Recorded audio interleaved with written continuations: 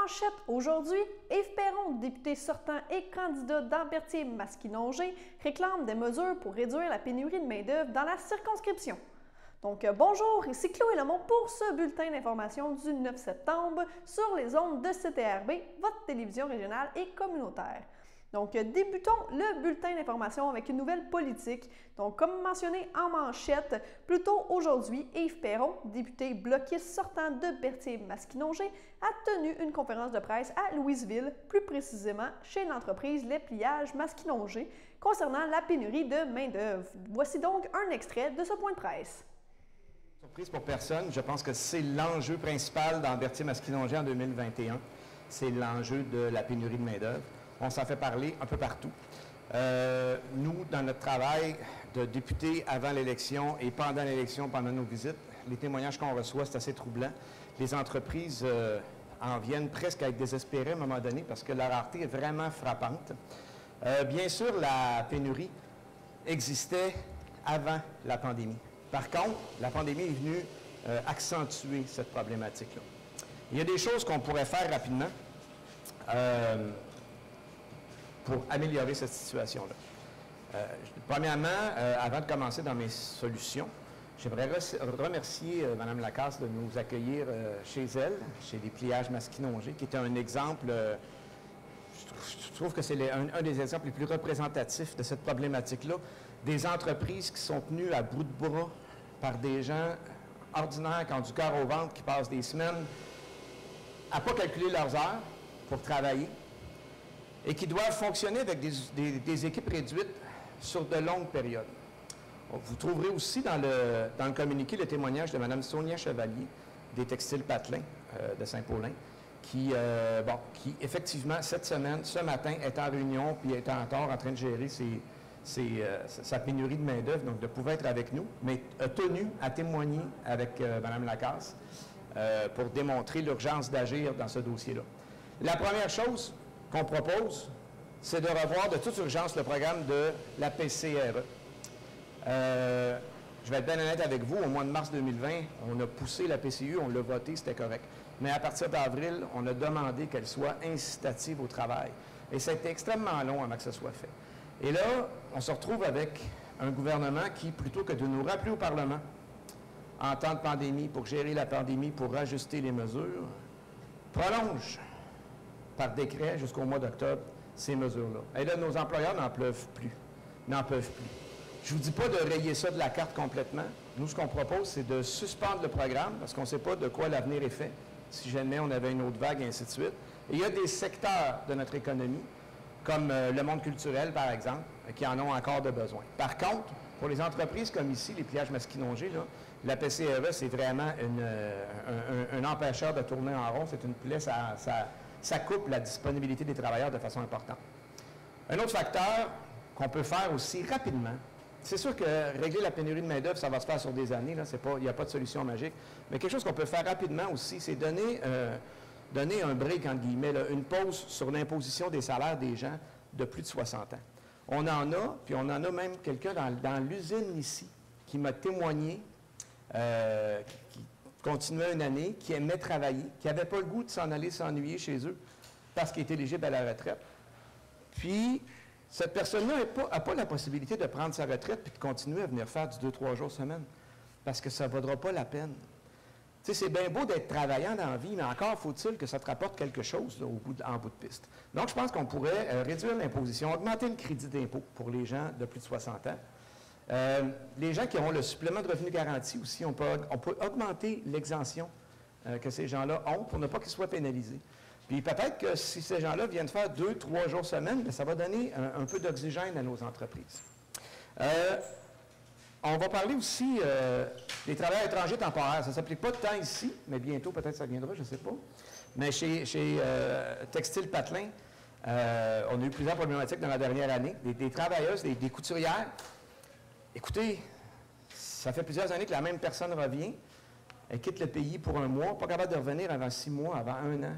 Et là, on se fait répondre, nous, dans l'ONING de députés, puis dans les bureaux de ministère, que c'est à cause de la COVID, il y a des délais, ainsi de suite. Je veux bien, on l'a tous vécu, mais à un moment donné, il va falloir rationaliser les opérations. Puis les travailleurs étrangers temporaires, nous, au Bloc, on n'a pas attendu d'être en élection pour proposer des solutions. L'été dernier, déjà, on avait sorti notre plan de relance post-COVID, vous l'avez sûrement vu. On avait fait des propositions faciles à appliquer. Des visas de 3 ans renouvelables d'1 an, des études d'impact sur le marché du travail exigées seulement aux 5 ans plutôt qu'à chaque année. Parce que dans la dernière année, là, on a des entreprises au Québec qui ont payé des études d'impact sur le marché du travail, puis ils ne sont pas fait octroyer les travailleurs avant la fin de la validité de l'étude. Fait que c'est un 1 500, c'est un 2 000 $ dans le beurre, puis c'est une opération après une opération, ça n'a aucun sens. Il faut permettre la mobilité aussi entre les entreprises pour les plus petits entrepreneurs qui voudraient peut-être se partager des travailleurs étrangers dans le cadre, évidemment, de fonctions saisonnières. Une autre chose simple qu'on pourrait faire aussi, c'est de prendre la biométrie à l'arrivée au Canada, plutôt que de l'exiger dans le pays de départ. J'ai des cas particuliers, là, des travailleurs de Cuba, ils sont pas capables de sortir, ça ne marche pas là-bas. Ils sont capables de prendre l'avion. S'ils prennent l'avion, puis ils débarquent à Dorval, puis on fait leur biométrie, c'est réglé. Tu sais, je trouve ça un peu surréaliste de dire ça dans un point de presse, puis que ce n'est pas encore appliqué. Là. Il me semble que des fois, on peut être rationnel puis agir rapidement. Et ultimement, bien, Québec, le gouvernement du Québec demande le rapatriement du programme de travailleurs étrangers temporaires. Nous, évidemment, on supporte ça, parce que d'avoir un gouvernement qui gère, déjà, ça donnerait un gros coup de main. Bon, dans les délais de permis, dans les délais de traitement, on voit souvent qu'un gouvernement est prêt, l'autre ne l'est pas. Il faut recommencer de l'autre bord parce que le formulaire est plus bon. La petite coche sur la page 8 au milieu n'était pas cochée, fait qu'il faut recommencer. À l'immigration, parfois, on va arrêter le traitement totalement le traitement du dossier parce qu'il manque un élément. On le renvoie au complet, il faut recommencer à zéro. Est-ce qu'on pourrait juste demander la pièce manquante? Tu sais, c'est des choses logiques. Des dossiers papier perdus à l'immigration en 2021, sérieusement, là. Je suis en train de dire ça devant un micro, puis je suis un député, ma vie. Ça n'a pas de bon sens, là. À un moment donné, il va falloir que quelqu'un se réveille. L'immigration, les demandes de parrainage, les permis de travail. On a traité des cas, là, des gens, là, un monsieur français, des francophones en plus, là. On lui demandait de quitter le pays alors que sa femme commençait des traitements de cancer ici, de chimiothérapie, sa femme québécoise. Là, le fonctionnaire, avec sa petite case de formulaire, disait, bien, il faut que tu quittes le pays 3 mois. Monsieur m'a appelé, il m'a dit, Monsieur Perron, je ne laisserai pas ma femme dans cette épreuve-là. Imaginez-vous, c'est ce que les gens vivent. Heureusement, des fois, on fait des téléphones, puis il arrive des petites magies. Non seulement on a réussi à faire débloquer ça, mais 2 semaines après, il recevait son permis de travail. Comme de quoi, des fois, l'appel d'un député peut changer les choses. Mais ça ne devrait pas passer par le bureau du député, ça. Tu sais, on pourrait mettre de l'huile dans le système, dans l'engrenage, là, puis améliorer ces choses-là. Une autre chose dont je voulais vous parler, c'est les crédits d'impôt. Pour les nouveaux diplômés, crédits d'impôt pour les nouveaux arrivants qui s'installent en région. On aurait besoin de ça. Je suis certain que Mme Lacasse accepterait volontiers des nouveaux arrivants comme travailleurs. Encore faut-il qu'il y ait un incitatif. Donc, c'est des choses faciles qu'on peut faire. Et soyez certains que la main-d'œuvre, ça va être une priorité dans le prochain mandat, là. Ça l'est déjà, de toute façon. Vous voyez qu'on avait commencé à travailler sur le dossier avant l'élection. Donc, si jamais il y a des gens qui vous disent qu'il n'y a rien qui a bougé depuis 2 ans, bien, j'ai des petites nouvelles pour eux. On en jasera. Demain, nous vous présenterons un extrait de Monia Lacaze, qui est présidente directrice générale de l'entreprise de pliage Masquinongé. Passons maintenant à une nouvelle du côté de la MRC de Dautrey. Donc, c'est en lien avec les Journées de la culture. Toujours impliquée dans l'organisation des Journées de la culture sur son territoire, la municipalité régionale de Comté, donc la MRC de Dautrey, récidive en présentant un rendez-vous littéraire qui aura lieu le dimanche 26 septembre prochain, dès 14 h à l'église de la Visitation de l'île du Pape. Une programmation riche et variée sera proposée aux participants. En premier lieu, la MRC dévoilera son répertoire des auteurs dautréens, un projet qu'elle avait initié quelques années auparavant. On annonce que des auteurs seront sur place afin de présenter leur ouvrage lancé en 2020 et 2021. Certains d'entre eux procéderont à la vente et à la dédicace de livres. Ce volet sera suivi d'un vin d'honneur agrémenté par une prestation musicale du flûtiste Yves Dessureau et de la pianiste Brigitte Toupin. Par la suite, Réal Chevrette animera une conférence portant sur le patrimoine littéral de la MRC de Dautrey. Il sera accompagné par Maryse Drainville et Paul Savoie à la lecture d'extraits. Un partenariat avec Hydro-Québec et Culture pour tous a permis à la MRC de Dautrey de bonifier son implication pour cette édition Ainsi, l'organisation a développé Point d'arrêt, qui est un projet qui prend la forme d'un circuit d'ateliers de création littéraire qui se jumelle à des activités tenues par d'autres organisations lors des Journées de la culture. L'objectif visé est la réalisation d'une grande fresque exposant des réflexions à propos du voyage dans le temps. Une inscription est nécessaire pour prendre part à l'activité. Il est demandé de confirmer sa présence auprès du service de développement culturel de la MRC par téléphone au 450-836-7007, poste 2525. La population et les visiteurs pourront se prêter à l'exercice en participant aux activités offertes par la Corporation du patrimoine de Berthier, la Maison Rosalie-Cadron, CTRB TV, donc nous, Culture et patrimoine Saint-Norbert, ainsi que par les municipalités de Lanoret, Mandeville et Saint-Didas. Ils seront interrogés sur ce qu'ils gardent du passé, sur ce qu'ils observent du présent et ce qu'ils souhaitent pour le futur. Les résultats seront compilés et dévoilés par la MRC. La présentation détaillée des activités est disponible au www.journée avec un S de la culture.qc.ca. Passons maintenant à la première pause.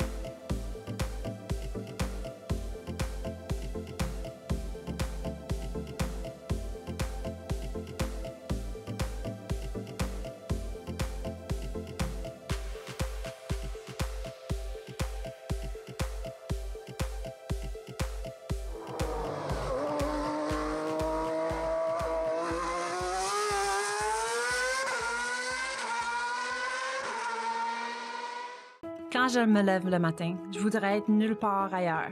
Berthier-Masquinongé, c'est chez moi. On a de quoi être fier de ce qu'on fait et de ce qu'on est. Mais ça pourrait aller vraiment mieux. Ensemble, on avait fait des gains pour notre région, mais depuis 2 ans, on recule. C'est pour ça que j'ai le goût de retourner me battre pour nous. On a besoin d'une voix forte à Ottawa. On mérite mieux. Le 20 septembre, osons ensemble.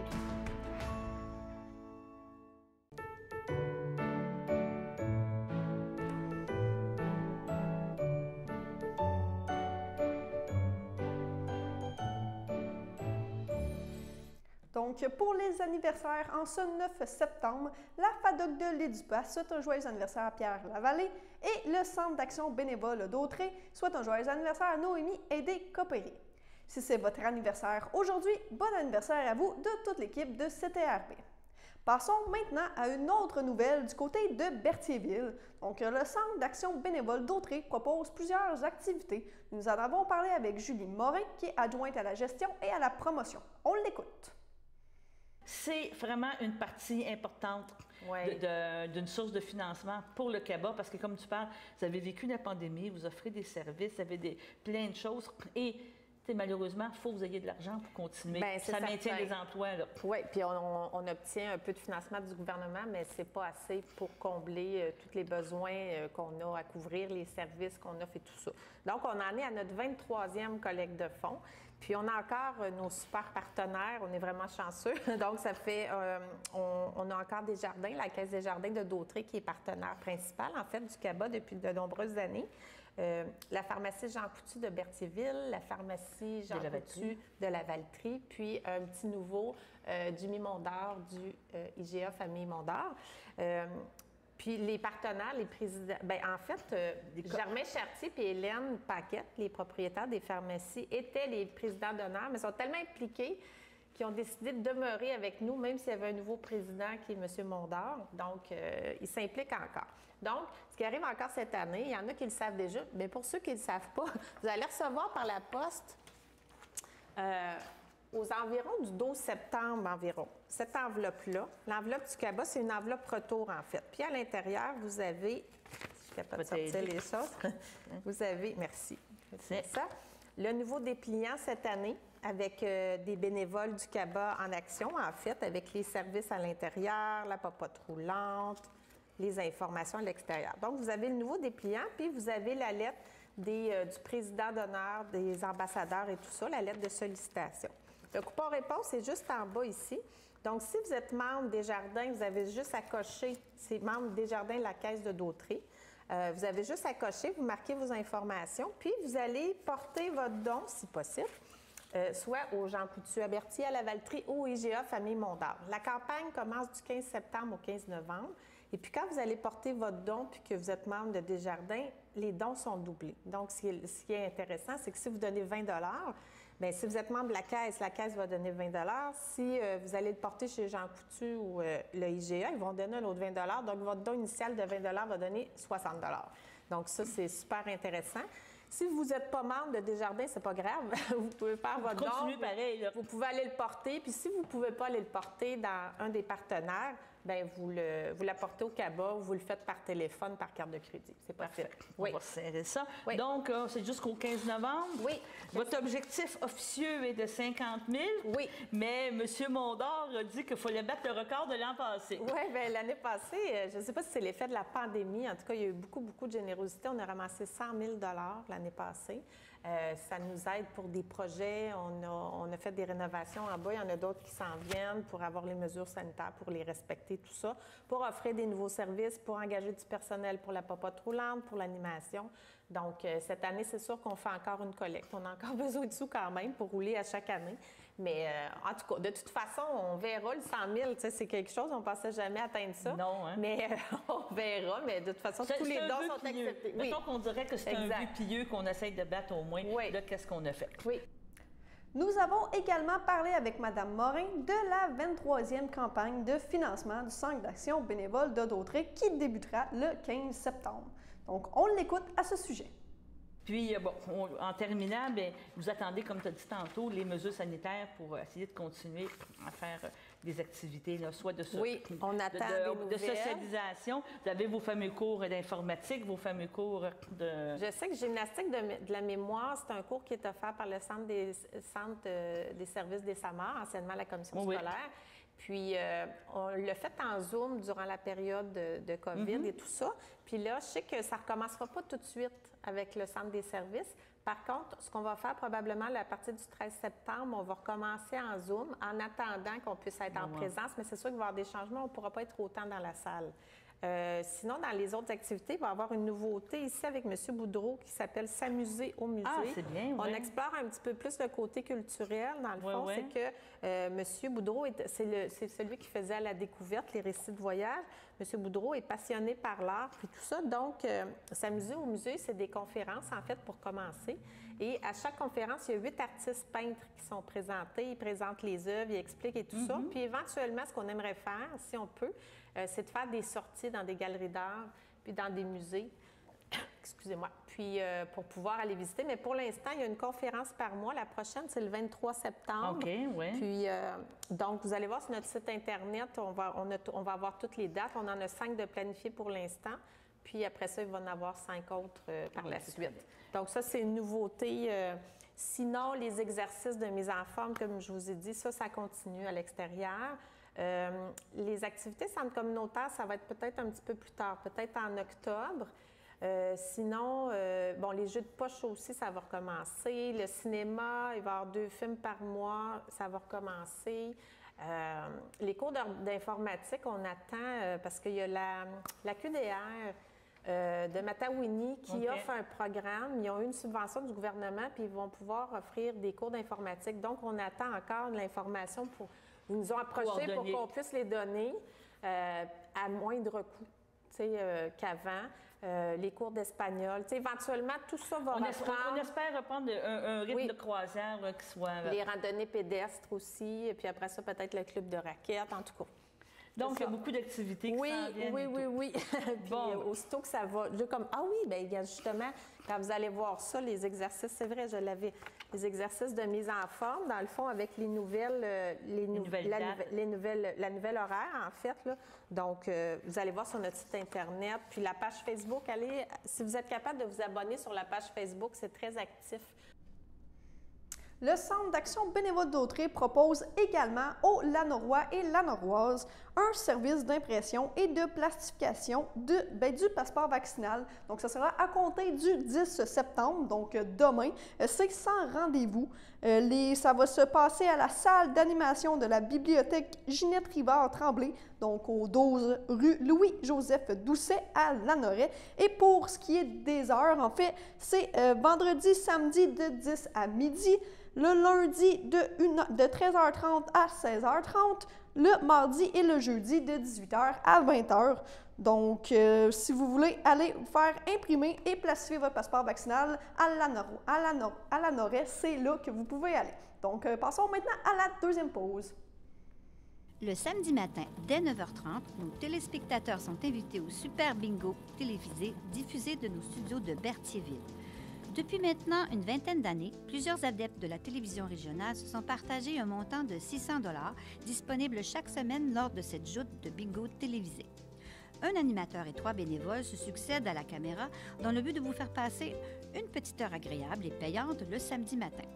On peut se procurer les cartes de jeu chez les dépositaires autorisés participants, c'est-à-dire à Berthierville, le dépanneur Formule 1 rue Gilles Villeneuve, le marché IGA Extra sur la rue Gabrielle Brissette, le marché Métro rue Notre-Dame, la pharmacie Proxime rue Frontenac, le garage Pétroté sur la rue Gilles Villeneuve et à Saint-Ignace de Loyola, le marché Aldo rang Saint-Michel, le dépanneur Le Magasin Esso sur le chemin de la Traverse. C'est un rendez-vous tous les samedis matins à 9h30 sur les ondes de CTRB, votre télévision régionale et communautaire.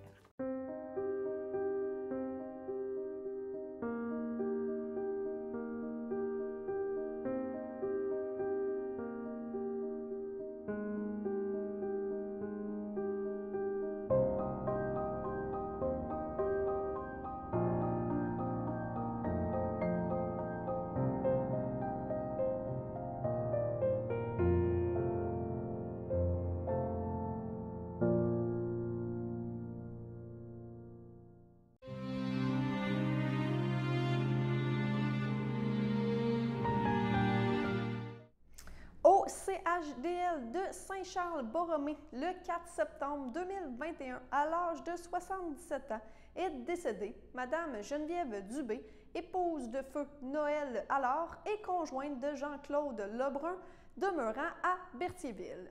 Elle laisse dans le deuil, outre son conjoint, 16 enfants, Daniel Brisson, Serge Dubé, Martin Allard, Nadia Bergeron, ses petits-enfants et arrière-petits-enfants, sa sœur, ses frères, ses belles-sœurs et ses beaux-frères, André Dubé, Mario Dubé, Madeleine Dumais, Jean Dubé, Gisèle Blot, Charles Dubé, Francine Lambert, Normand Lebrun, José Houd, François Lebrun, Guylaine Dion, Daniel Lebrun, Sylvain Lebrun, Lise Cazobon, ainsi que plusieurs neveux, nièces, autres parents et amis. Madame Dubé ne sera pas exposée. Une cérémonie aura lieu dans l'intimité de la famille à une date ultérieure. Au CHCLD Alphonse Rondeau, le 29 août 2021, à l'âge de 89 ans, est décédée Madame Cécile Sylvestre, épouse de feu Charles Bélanger de Saint-Norbert. L'ayant précédé son arrière-petit-fils Loïc, elle laisse dans le deuil ses enfants Alain Bélanger, Éric Bélanger, Rachel Henry, Nicole Gendron, Gilles Bellemare, ses 4 petits-enfants, Charles-Antoine, Mélissa, Gabriel et Joanie, son arrière-petite-fille Ève, ses frères, sœurs, beaux-frères, belles-sœurs, ainsi que plusieurs neveux, nièces, autres parents et amis. Madame Sylvestre sera exposée le vendredi 10 septembre, donc demain, de 14h à 17h et de 19h à 22h, et le samedi 11 septembre dès 9h au complexe funéraire F. Thériault de Berthierville. Une liturgie aura lieu le samedi 11 septembre à 10h30 à la chapelle du complexe. Madame Sylvestre sera inhumée au cimetière de Saint-Norbert. Au nom de CTRB et de tous ses employés, nous souhaitons nos plus sincères sympathies aux familles éprouvées. Avant de passer à la météo, je vais vous donner une petite nouvelle concernant les galeries Joliette. Donc, les Galeries Joliette se sont associées à la Société Saint-Vincent-de-Paul de Joliette dans le cadre de l'opération Bonne Mine pour réaliser une première collecte de fournitures scolaires. L'objectif principal de cette opération est de contrer le décrochage scolaire, d'encourager la persévérance scolaire et de favoriser une accessibilité aux études pour tous. En effet, aider les jeunes issus des milieux défavorisés à persévérer à l'école, c'est leur offrir la chance d'obtenir un diplôme, leur ouvrir les portes de l'emploi et donc leur permettre de briser le cycle de la pauvreté. Donc, du 9 au 31 août dernier, les Lanaudois ont encore une fois fait preuve d'une immense générosité. Tous les articles scolaires, sacs à dos, boîtes à lunch seront distribués aux jeunes qui sont dans le besoin et peut-être leur permettre de poursuivre positivement sur la voie scolaire. La direction des Galeries Joliette souhaite remercier du fond du cœur tous les généreux donateurs. Vous avez fait la différence et soyez assurés que la Société Saint-Vincent-de-Paul et les Galeries Joliette se feront un devoir de revenir avec l'édition 2022. D'ici là, si vous souhaitez en cours d'année offrir encore une fois des fournitures scolaires, nous prendrons avec, la Société Saint-Vincent-de-Paul prendra avec plaisir pour les remettre aux bénévoles. Mille merci encore une fois de prendre au sérieusement l'avenir de nos jeunes. Si vous voulez avoir plus d'informations, vous pouvez consulter le www.ssvp.qc.ca/OBM/. On a le temps encore pour une autre nouvelle du côté de Ruth-Hélène Brosseau, donc la candidate du NDP dans Berthier-Masquinongé. Elle a énoncé ses priorités pour les gens de Berthier-Masquinongé. Donc, la candidate du NPD dans Berthier-Masquinongé, Ruth-Hélène Brosseau, dresse la liste des enjeux prioritaires pour les citoyens et citoyennes de la circonscription. Elle déplore également le peu de progrès réalisés depuis 2019 dans des dossiers d'une importance cruciale. Au cours des dernières années, j'ai pu vivre et ressentir les difficultés auxquelles font face les gens de Berthier-Masquinongé. Donc, c'est Mme Brosseau qui s'adresse aux gens ici. En plus d'améliorer la connectivité Internet et cellulaire, la candidate du NPD dans Berthier-Masquinongé compte travailler à pallier la rareté de main-d'œuvre, à rendre la vie des gens plus abordable, à soutenir l'agriculture locale et à bâtir une société plus verte. Donc, passons maintenant à la météo.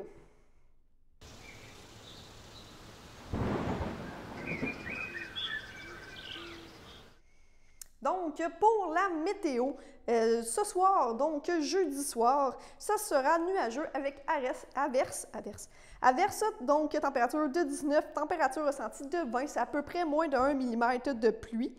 Dans la nuit de jeudi à vendredi, c'est nuageux avec averse également, température de 15, température ressentie de 14.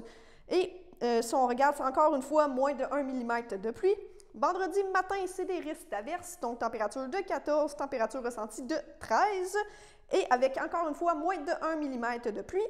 Et vendredi après-midi, c'est ensoleillé avec passage nuageux, température de 21, température ressentie de 21 aussi, donc on reste à la même température. Et vendredi soir, c'est généralement dégagé. La température baisse encore, donc 15 et ressenti 14. Donc, c'est complet pour votre bulletin d'information. Alors, bonne fin de journée. On se retrouve demain.